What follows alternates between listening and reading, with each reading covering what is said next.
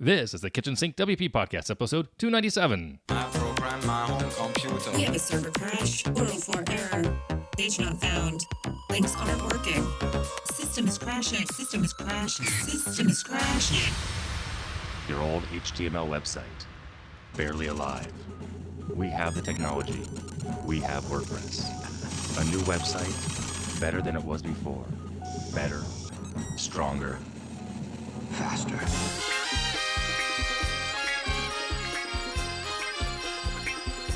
We have the technology. The technology. Why, hello, everybody. This is Adam Silver, the host of the Kitchen Sink WP Podcast. Thanks for being here. Let's get started. All right. Upcoming events, a whole bunch of camps next weekend. This is fantastic news. We have WordCamp Mumbai, November 8th through 10th. WordCamp Stuttgart in Germany, 8th through 10th. WordCamp Riverside, Southern California, 8th through 10th of November. WordCamp Sofia, November 9th and 10th. Kyiv, November 9th. WordCamp Puebla, November 9th. Single-day camp there as well.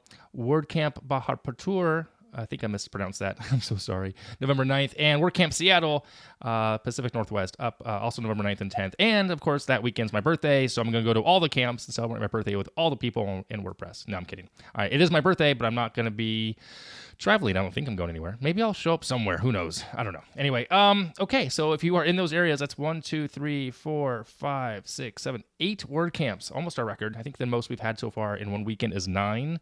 I believe, a couple weeks back. So that's awesome. And check them out. Go to WordCamps. So, all right. What else? In the news. So I'm recording a little early in the week because I'm traveling on my way to WordCamp US in a day. So the news is slightly light, potentially. A couple of things. WordPress 5.3 RC2 was released last week, a week and a half ago, actually, back on end of October. So second release candidate 5.3 is now available. We're still on schedule to be released the full version November 12th, right after, about a week or so after, I guess 10 days after WordCamp US. So check that out there. There's a link in the show notes. And also, what's interesting, I saw in the news, is that it looks like there's going to be a curated list of feature themes coming to the theme directory. Because right now finding themes and whatnot is kind of a pain in the butt. So they're updating that in the repo as well. So pretty cool to see that coming out. So kind of late there in the news. So that is it for the news. All right, moving on. Segment 2. This week, actually, I interviewed Donata K. I'm going to say Donata K because I can't pronounce her last name. She's awesome. She's you'll hear her talk about, she's an attorney. She's co-founder and CEO of Termageddon. Take a listen to that. We'll come back after the interview where she gives up some amazing advice regarding legalities and contracts and whatnot. And we'll come back with the tip and tool of the week. All right, take a listen. Today, I'm joined by Donata, whose last name I can't pronounce. I'll let her do it in a minute. Donata is a privacy lawyer, lover of all things nature and submarines, co-founder of Termageddon, and she helps businesses stay up to date with changing privacy laws. Welcome to the Kitchen Sink WP Podcast, Donata. Thank you so much, Adam. Thank you for having me here. And please tell us how to say your last name. Kalnenaite. Yeah, I tried. I can't do that one. Donata's fine. Okay. Don't even worry about it. So as I often start with interviews, I like to share to the audience how we know each other. And if I remember correctly, we met just in person for the first time a few weeks ago back at WordCamp Jackson. Yeah, that's correct. But I remember seeing your name, ironically enough, because I know about you and your fiance Hans, because you've sponsored, we'll get to that a little bit later, your business has sponsored my other podcast, Get Options Podcast with Kyle Maurer. Yeah. So, yeah, that's a great podcast too. Thank you. And it was just ironic that we were in a open setting conversation about all things WordPress and contracts and business. And I mentioned to somebody else, or maybe even to you guys, I'm like, hey, you should check out this service, this product, and which we'll talk about Termageddon a little bit later. And Hans was like, that's us. I'm like, wait a minute, I know that name. Yeah, it was just kind of funny. So it was just, the timing was ironic. So it was just interesting that I didn't expect. And the funny story about that, I recall, is I expected Hans to have an accent. And he has no accent. Yeah. I think I remember you saying, have you ever heard of Termageddon? Yeah. I'm like, yeah, I think I've heard of it. Yeah, it's yours. Yeah, it's kind of funny. Yeah. So, all right. So for those who don't know you, share, if you would, your journey into the WordPress space, the path of where you came from, how you got there, how you got here. Tell us how you got into WordPress, if you would. Yeah. So when I was in law school, one of my classmates was working at a software/web development shop. And he was like, "Oh, you want to make some extra money after school?" And I'm like, "Yeah, sure, whatever." So I ended up working at a software web development shop for a couple of years. I did their operations, like I started doing their finances, and then I did their operations. And then I really kind of fell in love with web development at that point. Like I'm not a web developer, but I love the whole process of it, the creativity behind it and how happy people are when they see their new website and their new software. And then Hans, my fiance, bought that shop, and that's how we met. So I was out of a job because he wouldn't hire me. So that was nice. Yeah, so then I started, I graduated law school and I started doing legal work for web agencies. And after that, Hans and I started Termageddon, and we really kind of got involved in the WordPress community more and more. And we started attending events and stuff. And I've attended a lot of events in my career. But I've never had the kind of feeling that I get with WordPress events. I feel like at WordPress events, I can make like genuine connections and make actual friends. And we have made friends, which has been really, really awesome. So I definitely appreciate the community for, a genuine place to not just get good tips, good advice, but also to meet great people. Right. Yeah. I mean, it's something I didn't realize, when I got in, I was doing WordPress work for a few years. Many people go through the same story or the same experience is they think they're on their own. They just have clients, you do your own thing in a silo. And then all of a sudden you hear about WordCamps and about conferences and you go and they're like, oh my gosh, there's all these other people out there. So yeah. I wanted to have you on. It's ironic, I wanted to have you on because as an attorney, I really want that. I want more. I want to be able to ask questions that I know my audience is interested in. Years ago, I had an attorney on, David Sparks, and he's a great guy. He's on the West Coast, and it's been like 4 years since he's been on. And I wanted to just kind of revisit the attorney conversation from the perspective of freelancers and agency owners. So, like the question I have for you, for example, is as an attorney, it's like free advice. I get to give free advice. Contracts, are they still important for clients and contractors? Like, Yeah, I don't think contracts ever went out of style, right? Right.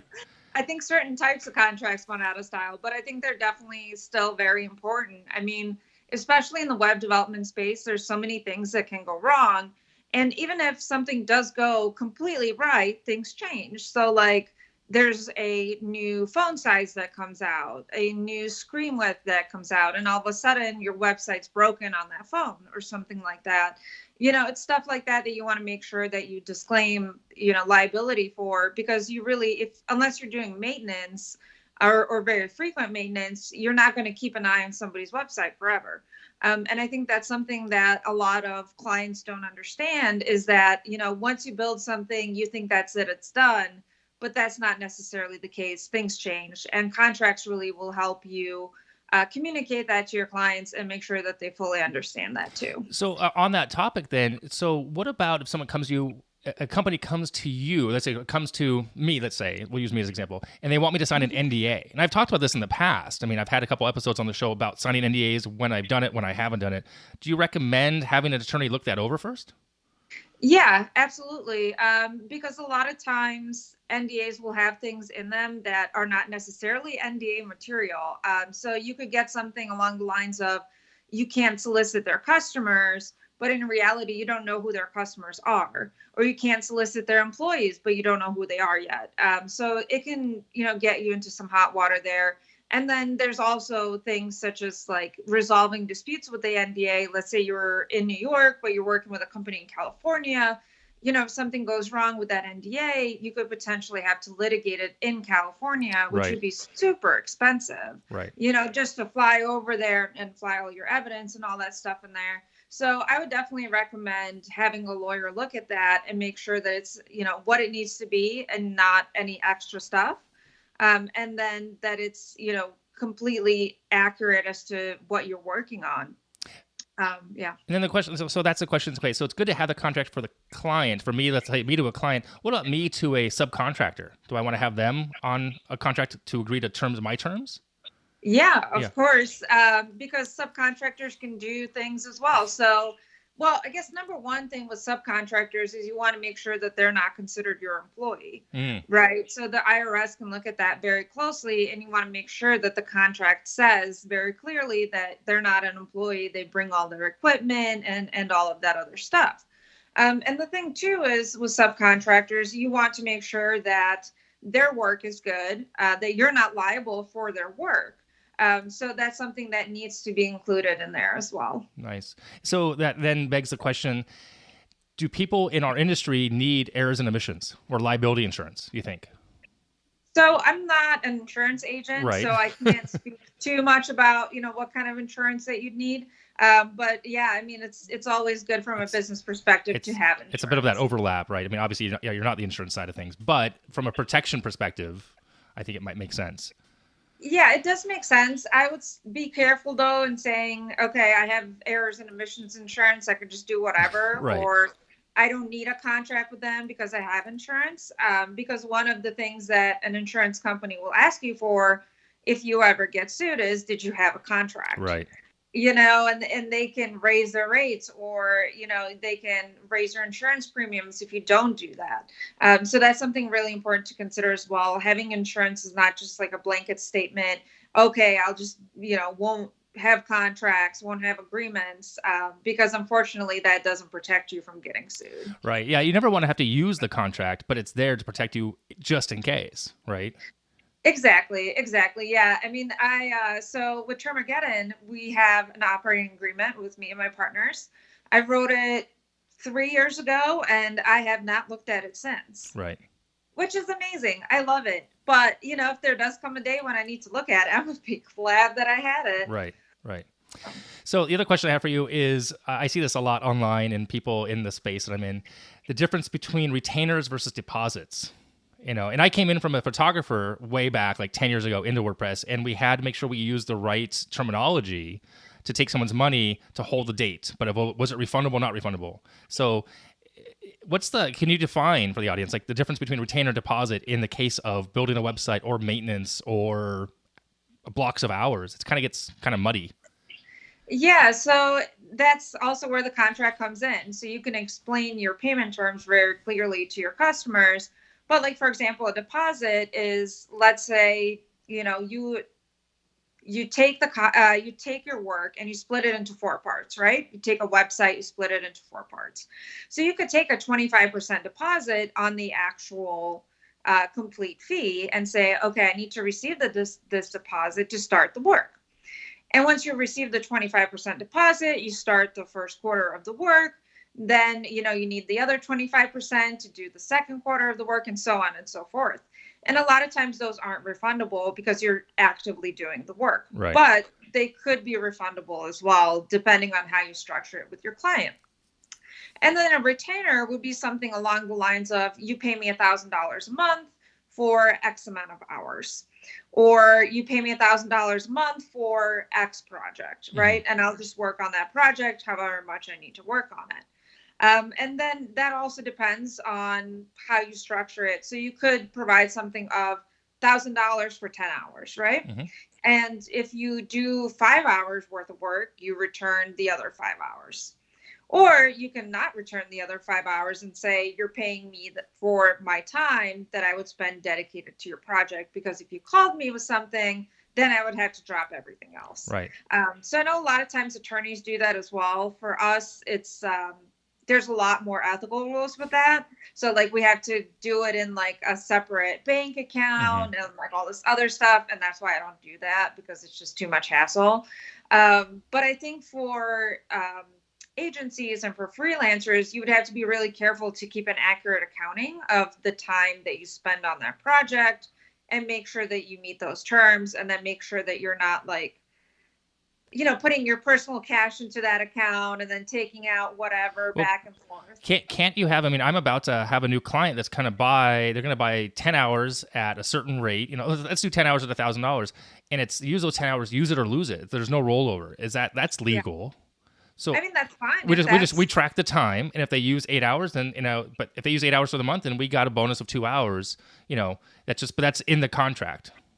Right. I think that's fine as long as you say it in the contract, because if you don't explain that clearly to your client and then you send them, okay, well, here's my accounting, I used 8 hours, and they're like, where's my 2 hour refund? Right. And unless you explain that very clearly to them, that's what will happen. Right. So you want to make sure that that's taken care of too. Right. Yeah. My father, he's an attorney for almost 49 years now. And he has, he takes money up front as a retainer and he does work against it, pays himself and he does the work. And he balance at the end of the case, he refunds the balance. That's the law from an attorney perspective, And I have another client, a similar situation where they buy a block of hours. I put that in an escrow account. So that way it's separate. When I do billing, I just take it and pay myself. Those hours from that client they don't expire. It's just one of my older clients. So, but yeah, it's just, you have to track that time wisely and smartly and ethically. So. Exactly. Yeah, exactly. So, and it also depends on are you charging for travel? Is that included in those hours and things like that? You want to make sure that that's very clear. Yeah, then lawyers charge for a lot of things. I mean, back in the day, lawyers charged for every phone call, every copy from a copy machine. All that stuff was all tallied up. Yeah, so really funny story, but I don't really know her, but I've heard of her. So there's a divorce attorney in Chicago who will charge you for the amount of time that it takes her to write your bill.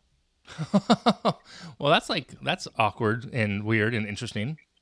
Where does it end? Are you going to charge for the amount of time that it takes you to put the extra charge on the bill, or right. How does that work? How meta do we go on this? Yeah. Yeah, just an infinite loop. Well, it also then kind of begs the question, do we charge in development for doing scope and discovery? And some people do, some people don't. If we take 30 minutes to figure out your website and do things, is that billable time to learn somebody else's mistakes? Well, I say yes, it's billable time. I do. Yeah, I personally think that should be billable time as well. Any amount of time that it takes you to understand the client's business, go into meetings with clients, understand their website, understand what you want, and put all of that together. I personally think it should be charged for, because it is your time that you're spending that you could have been spending on something else. Yeah, and that's a tough sell. I think it's a tough sell to people in the agency business in that role. And it's a tough sell to some of those clients. Those clients don't quite get it. Look, if I'm going to meet you in person or even have a Zoom call or a Skype call like we're doing right now, people don't realize that's time away from something else, right? But it's hard to, I don't know. I guess it's the word I'm looking for. It's hard to navigate that situation, that relationship with clients. So. Exactly. It is. I mean, it's absolutely a dance, and especially for you guys in your industry, because so many people think, oh, just build a website. It's fine. It'll be fast. And it's you have no idea what goes behind all of that. And right. I think that as an industry, we should be more communicative of that, of how much time and effort all of this stuff really takes. And maybe that would help the clients understand it as well. But I don't know. Yeah, it's interesting. All right. So I have a couple more questions for you. I want to be respectful of your time. So I do want to talk about Termageddon, which is your service. And, you and Hans have teamed up on this new product. It's very amazing. It's awesome. And not that this is an advertorial. It's just, we're friends. We met at WordCamp Jackson, like I said earlier. But I want people to know about it as well. So where did the idea come from? And, explain that. If you want to explain what it is first, too. I wish it was more of like a bam, here it is kind of moment, but it totally wasn't. So my fiance Hans he owned an agency in downtown Chicago, and he would have his clients ask him what to do for a privacy policy. And he would just tell them to Google it or go to a generator. And then he'd never get any kickback or anything like that for it. And I wrote privacy policies and terms of service for my clients. And I found that a lot of times I would ask very similar questions and use very similar language. So it's kind of this is boring. I don't really want to do this. And I feel like having a lawyer do this for regular websites like e-commerce or brochure websites doesn't make sense. Mm-hmm. It makes sense for people who process a lot of data or for people who need HIPAA compliance. Yeah, that makes sense. Otherwise, it's I don't know. I wasn't sure if it was really worth the value that I was charging, I guess. Mm-hmm.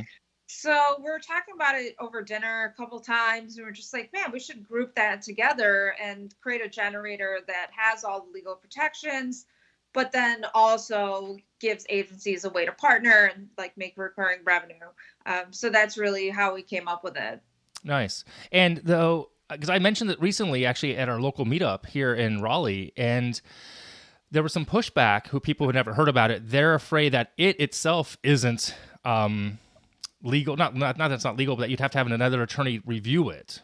I mean, since you are an attorney, what are your disclaimers or from your role perspective on what it does or doesn't do or can protect or not protect? Yeah, so Termageddon is not a law firm. Okay. We're a technology solution. Okay. Right. And we want to be very, very clear about that. If you do have an attorney and you want them to review our work, we're more than happy with that. Please give us any feedback that they give you. Law firms are actually our second largest market. So, I mean, that's something that's interesting to note as well. I totally thought that, lawyers would never use our service. They would just write it themselves. But we actually have a lot of lawyers and law firms use our service, which is pretty cool. Obviously, we don't guarantee that everything that we say in the privacy policy is what you do. Like, we can't guarantee that you don't sell data, or we can't guarantee that you don't share it. Like, those are your practices, and you choose based on that. We were actually just named as the only privacy policy generator on the IAPP's trusted vendor list.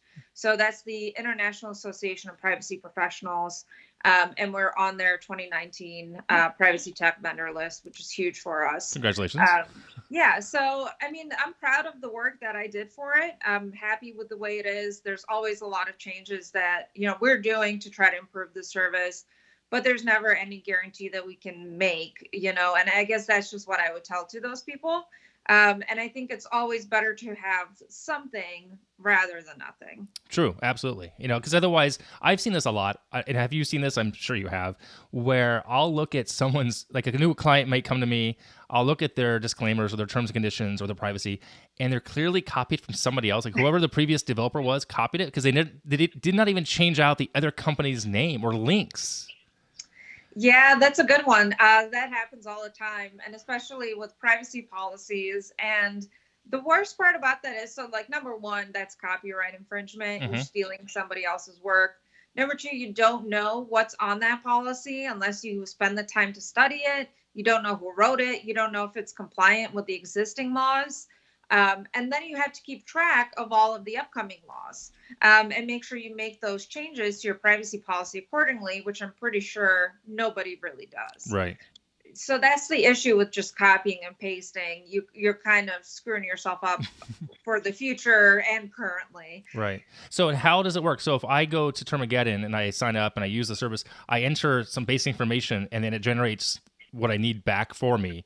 And then I just plug that into the site as far as I copy paste it, or I think it's a short code, right? Yeah, it's an embed code. Yeah, and it'll ask you some questions about your business and like what you do on your website, just to make sure that it's customized for you. So it's not just like put in your name and then here's a privacy policy. Right. Like you have to put in like, do you sell data? Who do you share it with? What data do you collect? Stuff like that. Right. Very cool. And and where did the name come from? I'm just curious, like, how did that name come to be? Armageddon in terms. So exactly what I thought it was. Yeah, we were on a car ride from Bloomington, I think during like Thanksgiving or Christmas, with Hans and his cousin just messing around, and that's what we came up with. And the domain was available.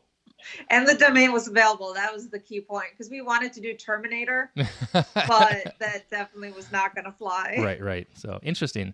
So at this point now with the company, like, what does your day-to-day look like as far as, as an attorney? So you're still practicing law and you're still running you're running the company, right? Yeah. So I have a few clients from my like old firm that I kept that I really like, as it's almost like a personal favor at this point, type of thing, because most of my time is focused on Termageddon now. And I think, my days kind of vary a lot, just because I do a lot. But, it's anywhere from keeping track of all of the privacy laws and reading cases to, doing interviews to, creating like analyses of cases, like the Domino's ADA case. I just posted some information on that. So rewriting stuff and working on partnerships and working on events and yeah, so it can range a lot. Yeah, makes sense. Which is good, I guess, because you don't get bored. So yeah, that's definitely no shortage of work to do. right on. Cool. All right. Like I said, I want to be respectful of your time. So the last question for you all is, which my audience always likes to know, what are the 3 tools you find yourself using on a day-to-day that you can't live without? Yeah, the first one I'd probably say HubSpot, because that's how I keep track of who I need to follow up with and who I need to talk to and stuff like that. The second one is Canva. We don't have a designer on staff, unfortunately, so I end up making a lot of our social media graphics, and I'm so sorry to everyone's eyeballs for that. But Canva basically helps me make it look a tiny bit more professional than just like a lawyer doing it, which is great. And then a third one is Legiscan, which is probably like the lamest one of these all, but it is super helpful for me because it helps me keep track of new legislation and new bills and new laws and where they are in the legislative process. So it lets me know when a bill is just adjourned indefinitely, which means it's dead. It lets me know when a bill goes to a committee or when it's passed or when something is introduced, because that's a huge part of my job because we have to auto update stuff when the laws change. So keeping track of it, Legiscan is one of my favorite tools for helping me with that. Makes total sense. Yeah, never heard of it, but it makes total sense. So. It's great. Yeah, they have like a free version too if anyone's interested, which I'm sure is literally no one. But. Right on. Well, I appreciate your time. I really do. It was good talking to you and seeing you again here on Skype. Where can people reach out, follow you, find you online on the ethers? Yeah, so termageddon.com, Donata@termageddon.com. That's my email. And then I'm the one who does all of our social media accounts too. So if you just message us on @termageddon, like anywhere, LinkedIn, Facebook, Twitter, you'll find me. Cool. I'll link to that all in the show notes as well. So thank you. Well, I appreciate having you online on the podcast here. Really was cool talking to you. And we'll see you soon at the next WordCamp. Great. Thank you for having me. All right. Hope that was insightful. I thought it was. Donata is awesome. She's super cool. And so is Hans, her fiance, and they're great people. They really are. And Termageddon's pretty darn neat as well. And just want to say thanks to her again for being on the show, being on the podcast. And if you have any questions regarding legalities or Termageddon, just like she said, reach out. I'll put a link in the show notes to all of her, all the places you can find them. So check that out. All right. Segment 3, tip and tool of the week. This week's a silly one. It's called Hipster Logo Generator. If you want to go create a quick logo, I talked a few weeks back about some other design tools. I've been messing around with some ideas. You can create a quick little hipsterlogogenerator.com. I have no connection to them. It's silly a little bit. It's I guess it's hipster. I'm just kind of clicking around at it right now. You get a shape. You get to add some text to it. Check it out, hipsterlogogenerator.com, if you're looking to do something kind of neat that way, I suppose. All right, that's it this week. I'm going to wrap it up here. If you have any questions, go ahead, send it in via email, adam@KitchensinkWP.com, or use that speak pipe function of the website. If you want to support the show, become a Patreon. That'd be fantastic. You want to sponsor the show, become a sponsor. That'd be awesome. Thanks for listening. See you next week. Now go do some awesome things with WordPress. All right, bye-bye.